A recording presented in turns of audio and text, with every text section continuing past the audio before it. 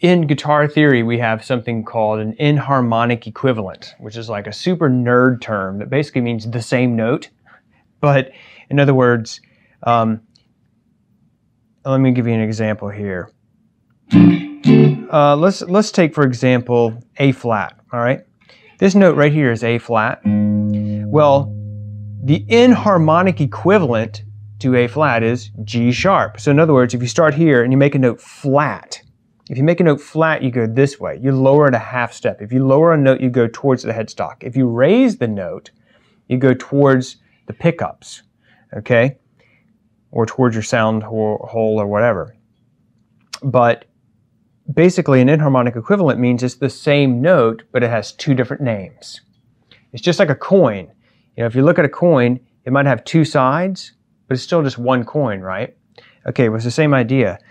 G sharp is the same note as A flat. Okay, that's an enharmonic equivalent. B flat is the same note as A sharp.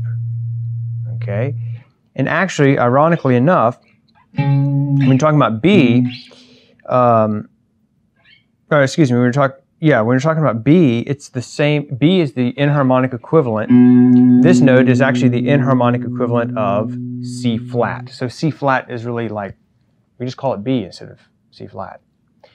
And the reason you have those different names is because in the different keys, certain notes are called certain things. Okay?